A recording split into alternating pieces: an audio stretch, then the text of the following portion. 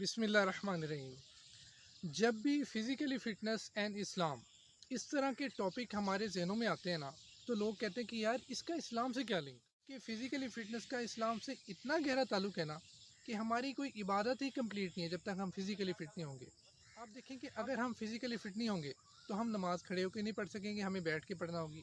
اگر بیٹھ کے نہیں پڑھ سکیں گے تو لیٹ کے پڑھنا ہوگی، اور اگر لیٹ کے بھی نہیں پڑھ سکیں گے تو ہمیں اشاروں کے ساتھ پڑھنا ہوگی، بیکاز وی آر میڈیکلی انفٹ۔ اسی طرح روزہ، وہ بھی جو ایک انسان فزیکلی فٹ ہو وہی رکھ سکے گا۔ زکوٰۃ بھی وہی شخص دے پائے گا جو مشقت کرتا ہوگا، کما کے لاتا ہوگا، فزیکلی فٹ ہوگا۔ اور حج کا تو آپ کو پتہ ہے کہ کتنا گہرا تعلق ہے فزیکلی فٹنس سے، یعنی اگر ایک معذور شخص ہے اس کے لیے کتنا مشکل ہوگا حج کرنا، لیکن اگر وہی فزیکلی فٹ ہے تو وہ ایزیلی کعبے کا طواف بھی کر سکے گا، صفا مروہ کی سعی بھی کر سکے گا، یعنی جتنے بھی مناسک حج ہیں with out any support easily وہ کر سکے گا۔ اگر ہم قرآن و حدیث میں دیکھیں تو حدیث میں آتا ہے اللہ تعالیٰ کو قوی مومن، طاقتور مومن کمزور مومن سے زیادہ پسند ہے۔ حالانکہ خیر دونوں میں ہی ہے، اچھے دونوں ہی ہیں، لیکن اللہ کو قوی مومن کمزور مومن سے زیادہ پسند ہے۔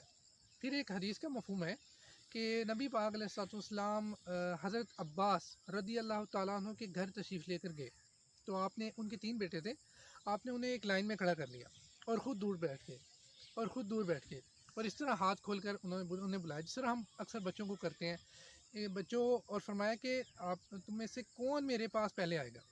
تو بچے دوڑتے ہیں، کوئی آپ کے سینے کے ساتھ لگ جاتا ہے، کوئی کندھے پہ چڑھ جاتا ہے، کوئی پیڑ پہ بیٹھ جاتا ہے، آپ سب کو پیار کرتے ہیں۔ تو اس واقعے سے بھی ہمیں پتہ چلتا ہے کہ نبی پاک علیہ السلام بچوں کو کھیلنے کی، دوڑنے کی، یعنی ایکسرسائز کی تلقین کیا کرتے ہیں۔ ایک سورہ بقرہ کی آیت ہے 247، اس میں ایک واقعہ ہے۔ واقعہ یوں چلتا ہے کہ بنی اسرائیل میں کوئی بادشاہ نہیں تھا، تو بنی اسرائیل نے اپنے وقت کے نبی سے ریکویسٹ کی کہ ہمارے لیے ایک بادشاہ اپوائنٹ کر دیجیے۔ تو ان کے نبی نے کہا کہ اللہ تعالیٰ چاہتا ہے کہ طالوت تمہارا بادشاہ بنے، طالوت تم پر حکومت کرے۔ تو اس پر بنی اسرائیل کے لوگوں نے کہا کہ طالوت کے پاس نہ ہی مال و دولت ہے، نہ اس کے پاس کوئی جائیداد ہے، تو طالوت ہمارا کس طرح بادشاہ بن سکتا ہے؟ تو اس پر اس وقت کے نبی نے کہا کہ طالوت کو اللہ تعالیٰ نے تم پر فضیلت دی ہے اور اسے تم پر چن لیا ہے۔ اور کیا فضیلت دی ہے؟ فرمایا وَزَادَهُ بَسَطًا فِي الْعِلْمِ وَالْجِسْمِ، یعنی اسے جسم میں، علم میں، یعنی اسے علم میں اور جسم میں، یعنی طاقت میں تم پر فضیلت دی ہے۔ تو اس سے بھی ہمیں پتہ چلتا ہے کہ اسلام فزیکلی فٹنس کو کتنا اپریشیٹ کرتا ہے۔ پھر اسی طرح قرآن پاک میں اولو العزم رسولوں کا ذکر ہے۔ اولو العزم رسول کون ہے؟ فرمایا کہ یہ 5 ہیں۔ فرسٹ پہ نوح علیہ السلام، پھر ابراہیم علیہ السلام، موسیٰ علیہ السلام، عیسیٰ علیہ السلام، اور ہمارے نبی پاک علیہ السلام۔ انہیں اولو العزم رسول اس لیے کہا گیا کیونکہ ان کے ارادے بہت اونچے تھے اور ان پر بڑی آزمائشیں آئیں۔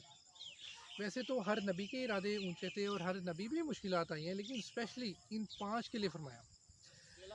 اگر ہم نوح علیہ السلام کی بات کریں نا، 950 سال تبلیغ کی، اب دیکھیں فزیکلی فٹ تھے تبھی پھر آپ کو اللہ تعالیٰ نے ایک کشتی تیار کرنے کا حکم دیا، اور جب آپ نے کشتی تیار کی نا، کسی ایک بندے نے بھی آپ کی ہیلپ نہیں کی، کسی ایک بندے نے بھی۔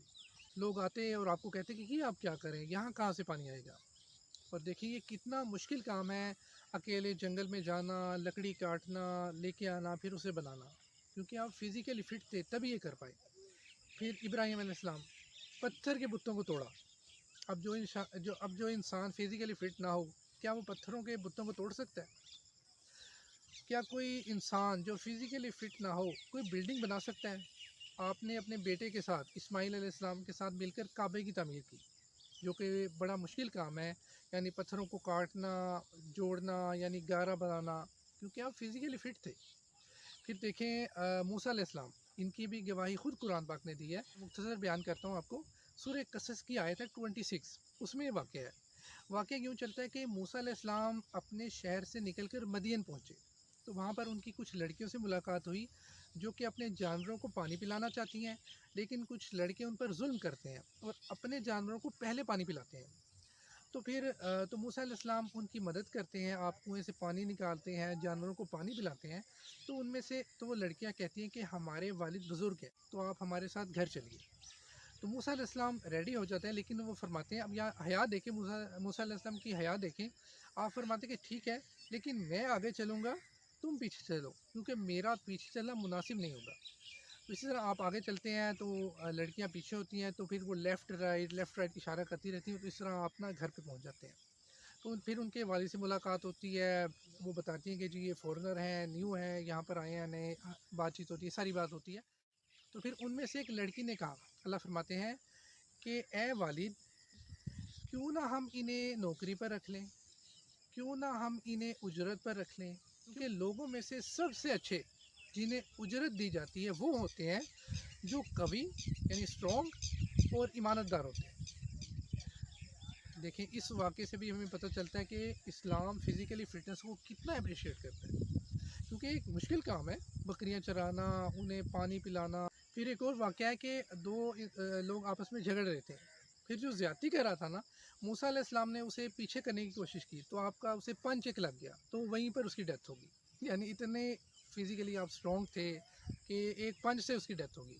پھر ایک بڑی مشہور حدیث ہے کہ ایک فرشتہ انسانی شکل میں آپ کے پاس تشریف لے کے آیا، بغیر اجازت وہ اندر داخل ہو گیا، تو آپ نے اسے ایک تھپڑ مارا، اس کی آنکھ نکل آئی، تو وہ اللہ تعالیٰ کے پاس چلا گیا، وہ موت کا فرشتہ تھا۔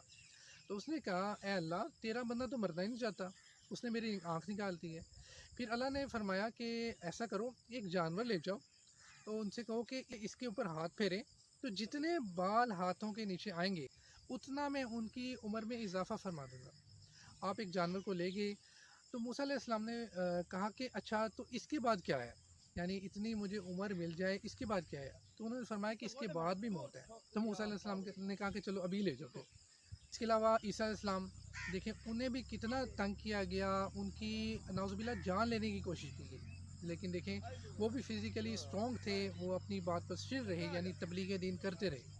پھر ہمارے نبی پاک علیہ السلام، غزوہ خندق کا موقع ہے اور ایک بہت ہی بھاری چٹان ہے جسے سارے صحابہ کرام نے رضی اللہ تعالیٰ عنہ نے توڑنے کی کوشش کی ہے، لیکن کسی سے بھی نہیں ٹوٹی۔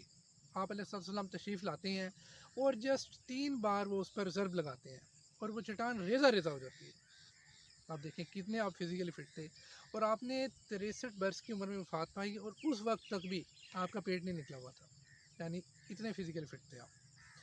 تو ہمارا دین دیکھیں ہمارا دین فزیکلی فٹنس کو بہت اپریشیٹ کرتا ہے۔ ہمارا دین جسٹ مسجد تک، مدارس تک محدود نہیں ہے، آپ جس ڈپارٹمنٹ میں بھی چلے جائیں گے نا، آپ کو دین اس میں گائڈ۔ تو ایکسرسائز کی عادت بنائیے اور کوشش کیجیے کہ ارلی مارننگ کریں، کیونکہ نبی پاک علیہ السلام نے اپنی امت کے لیے دعا فرمائی ہے کہ اے اللہ میری امت کی صبح میں برکت عطا فرما، یعنی ارلی ان دی مارننگ۔